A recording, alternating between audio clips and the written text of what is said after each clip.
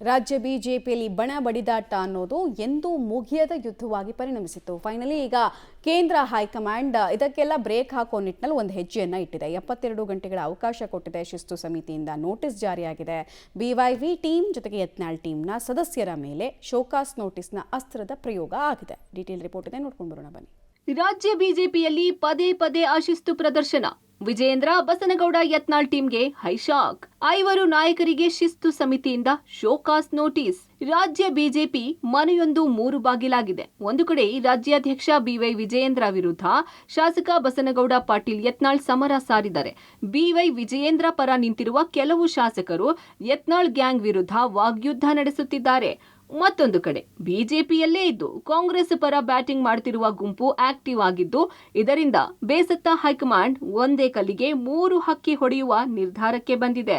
ಹೌದು, ರಾಜ್ಯ ಬಿಜೆಪಿಯಲ್ಲಿರುವ ಬಣ ರಾಜಕೀಯಕ್ಕೆ ಇತಿಶ್ರೀ ಹಾಡಲು ಮುಂದಾಗಿರುವ ಬಿಜೆಪಿ ಹೈಕಮಾಂಡ್ ಶಾಸಕ ಬಸನಗೌಡ ಪಾಟೀಲ್ ಯತ್ನಾಳ್ ಬಳಿಕ 5 ಮಂದಿ ನಾಯಕರಿಗೆ ಶೋಕಾಸ್ ನೋಟಿಸ್ ನೀಡಿದೆ. ಬಿಜೆಪಿ ರಾಷ್ಟ್ರೀಯ ಶಿಸ್ತು ಪಾಲನಾ ಸಮಿತಿ ಯತ್ನಾಳ್ ಬಣದ ಶಾಸಕ ಬಿಪಿ ಹರೀಶ್, ವಿಜಯೇಂದ್ರ ಪರ ಬ್ಯಾಟ್ ಬೀಸುತ್ತಿದ್ದ ಮಾಜಿ ಶಾಸಕ ಎಂಪಿ ರೇಣುಕಾಚಾರ್ಯ, ಕಟ್ಟಾ ಸುಬ್ರಹ್ಮಣ್ಯ ನಾಯ್ಡು ಹಾಗೂ ಬಿಜೆಪಿಯಲ್ಲಿದ್ದು ಕೈಪರ ಬ್ಯಾಟ್ ಬೀಸುತ್ತಿದ್ದ ಶಿವರಾಮ್ ಹೆಬ್ಬಾರ್ ಮತ್ತು ಎಸ್ಟಿ ಸೋಮಶೇಖರ್ಗೆ ಶೋಕಾಸ್ ನೋಟಿಸ್ ಅನ್ನ ನೀಡಿದ್ದು 72 ಗಂಟೆಗಳಲ್ಲಿ ಉತ್ತರ ನೀಡುವಂತೆ ಸೂಚನೆ ನೀಡಿದೆ. ರಾಜ್ಯ ಬಿಜೆಪಿಗೆ ಅಧ್ಯಕ್ಷರ ನೇಮಕಕ್ಕೆ ಪ್ಲಾನ್, ಎಲೆಕ್ಷನ್ ನಡೆಸದೆ ರಾಜ್ಯಾಧ್ಯಕ್ಷರ ನೇಮಕಕ್ಕೆ ಸ್ಕೆಚ್. ರ್ಯಾಪಿಡ್ ಆಕ್ಷನ್ನಲ್ಲಿ ಕ್ರಮಕ್ಕೆ ಮುಂದಾಗಿರುವ ಬಿಜೆಪಿ ಈ ಬೆಳವಣಿಗೆ ಬೆನ್ನಲ್ಲೇ ರಾಜ್ಯ ಬಿಜೆಪಿಗೆ ಅಧ್ಯಕ್ಷರ ನೇಮಕಕ್ಕೆ ಮುಂದಾಗಿದೆ ಎನ್ನಲಾಗಿದೆ.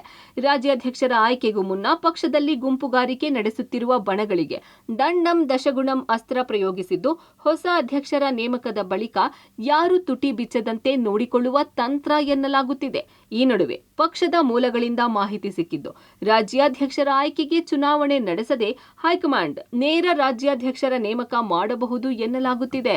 ಸದ್ಯ ಎಂಪಿ ರೇಣುಕಾಚಾರ್ಯ, ಕಟ್ಟಾ ಸುಬ್ರಹ್ಮಣ್ಯ ನಾಯ್ಡು, ಬಿಪಿ ಹರೀಶ್ಗೆ ನೋಟಿಸ್ ನೀಡಿರುವುದು ಬಾಯಿ ಮುಚ್ಚಿಸುವ ತಂತ್ರ ಆದರೆ ಎಸ್ಟಿ ಸೋಮಶೇಖರ್ ಹಾಗೂ ಶಿವರಾಮ್ ಹೆಬ್ಬಾರ್ಗೆ ಉಚ್ಚಾಟನೆ ಎಚ್ಚರಿಕೆ ಎಂದು ವಿಶ್ಲೇಷಿಸಲಾಗುತ್ತಿದೆ.